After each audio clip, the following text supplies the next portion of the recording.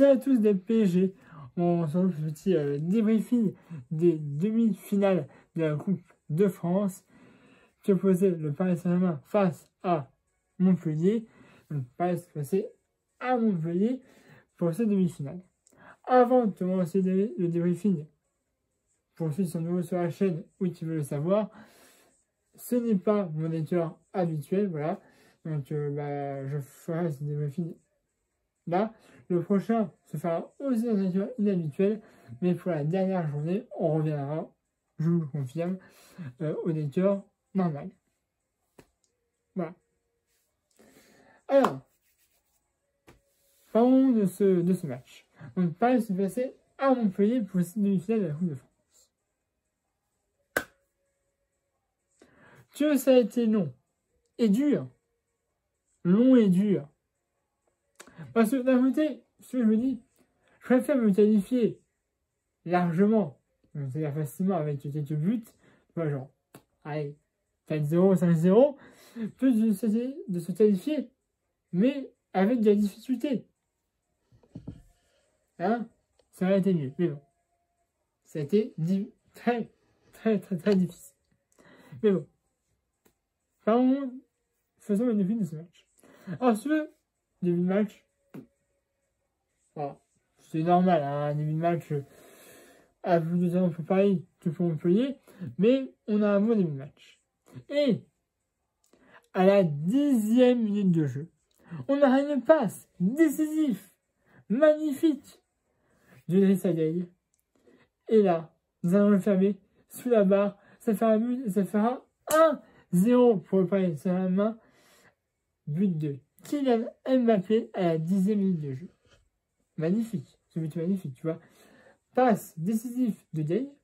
Mbappé les a un peu fermés. Il tire, ça passe sous la barre. Et donc 1-0 pour le Paris Saint-Germain à la 10e minute de jeu. Vous le dites bien. Mbappé de retour. Il marque quasiment en début de match. 10e minute. Tout le monde ne peut plus. Ensuite, après, c'est un bon match. Mais peu d'occasions pour Montpellier. Un but pour Paris, mais on n'arrive pas à les concrétiser. Et juste avant la mi-temps, à la 47e minute de jeu, on aura un but de Montpellier. Voilà, ce sera Laborde qui marquera. Alors, sur ce but-là, c'est Florenzi qui est fautif. Alors, j'ai reçu un message d'un abonné récemment qui, je disais que j'aimais bien Florenzi, je trouvais que c'était un bon joueur. Il m'a dit, ouais, moi, Florenzi, c'est pas du tout un bon joueur. Libre à toi d'avoir ton avis, frère. J'ai envie de te dire, tu peux avoir ton avis, moi je donne le mien. Après, c'est ton avis à toi et tu as le droit. Ici, sur cette chaîne, tu peux avoir l'avis que tu veux. Mais là, j'avoue que c'est Florenzi qui est fautif, hein, sur ce but. Et c'est vrai que en ce moment, de plus en plus, il fait des fautes et c'est pas. C'est vraiment aménagé parce que c'est un joueur que j'aime bien. Je pense que c'est un bon joueur, mais là, ces derniers temps, c'est pas bon, Florenzi. Non, c'est pas bon. Puis de toute façon, je pense pas. Apparemment, il ne sera pas conservé par cette année. Il retournera à l'AS Rome la saison prochaine. Voilà. Et bon, bref. Mi-temps, égalité à 1. Je dis les gars, vous savez ce qui est en jeu. En jeu, c'est une place en finale de la Coupe de France. Il nous la faut. À défaut de ne pas être allé en finale de. Je ne vais pas rappeler, voilà, hein. Vous savez de quelle finale je veux parler. Qualifiez au moins pour cette finale-là. Hein. Ce serait bien. Alors, ce terrain est là. Pareil, c'est compliqué. C'est compliqué. Mais, à la 50e minute de jeu, la bétane, comme on l'appelle, hein. Kylian Mbappé, pareil, il y va, il part de loin. Il part de loin. T'as deux joueurs, Montpellier 1, sur Kylian Mbappé.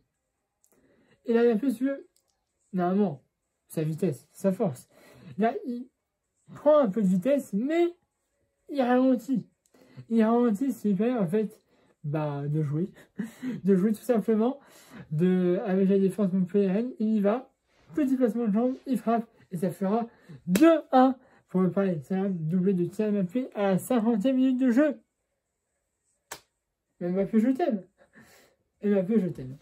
Voilà, c'est tout le monde le sait, hein. Voilà. Merci Kylian. 2-1, je me dis, c'est bien. Maintenant, il faudrait en mettre à 3e, voire même à 4e, vous faites complètement à l'abri. Ça ne se fera pas. Alors, quelque chose pour moi, quand il a marqué ce but, il allait le célébrer avec Mauricio Pochettino, notre entraîneur. Est-ce que c'est une bonne augure pour une fondation ou pas?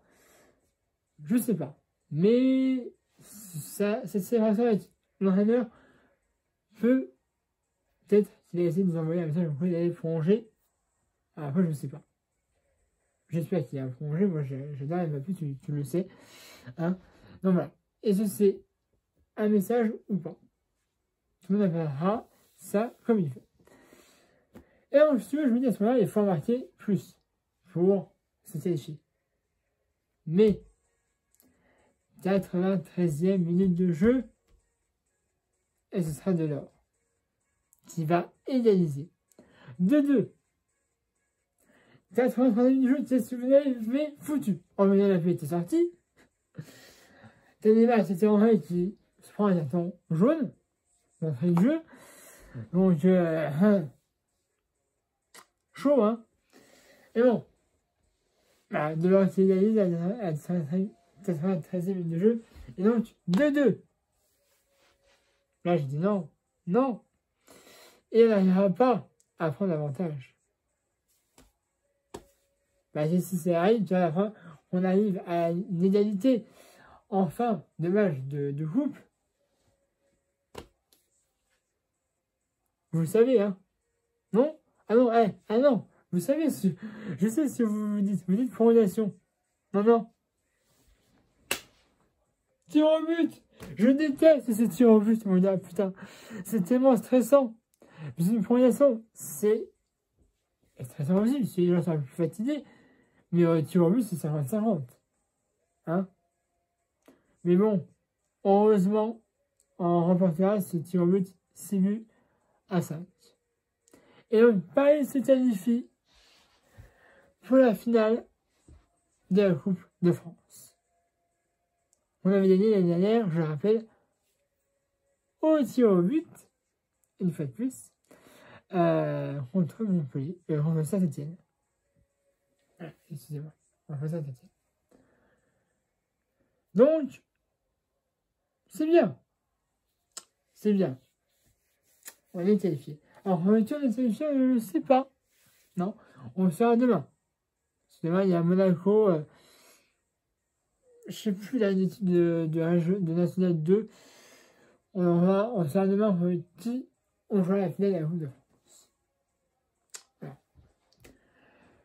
Donc, je suis content, mais j'aurais aimé ne pas passer par la séance de tir au but. Je te dis clairement. Sur ce, je ne vais pas vous déranger plus longtemps. Abonnez-vous à ma chaîne YouTube si ce n'est pas déjà fait. Et à ma page Facebook dans la description de la vidéo comme d'habitude.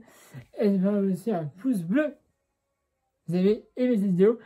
Et puis moi, je reviendrai dimanche 16 mai. Là. Pour un match à domicile, normalement contre le stade de Reims. Voilà. Donc, Reims, il passera au Parc des Princes pour cette avant-dernière journée de Liga. Voilà. Où je vous cache pas qu'il faut gagner. Et ça, on le sait. On a eu déjà plusieurs championnats qui ont rendu leur verdict. On a l'Italie. L'Inter de Milan est champion. On a la Première Ligue. Manchester City, hein, évidemment. Portugal aussi, c'est le Sporting de Portugal qui a été sacré champion. Et puis, l'Allemagne aussi, le Bayern. Donc, il nous reste, dans nos championnats, on va dire, plus ou moins respectifs, enfin, grand championnat en tout cas, la France, donc la Liga, et la Liga. Voilà. Même si je pense qu'il va être champion de France, on peut toujours espérer un miracle. Et ça dépend de nos joueurs, évidemment. Bref, j'aimerais plus longtemps, moi je vais essayer de bien dormir, en plus on est qualifié, du coup, c'est une bonne nouvelle pour moi, et pour les Parisiens aussi, je pense. Sur ce, abonnez-vous à ma chaîne YouTube si ce n'est déjà fait, allez activer ma page Facebook, dont le lien est dans la description de la vidéo, comme d'habitude, et ceci un pouce bleu si vous avez aimé cette vidéo. Voilà, bon, allez, j'arrête. Mettez-vous tous à aimer cette vidéo, et puis moi, je vous reverrai dimanche pour le match à domicile contre le Stade de Reims. Allez, salut à tous, Paris Magique.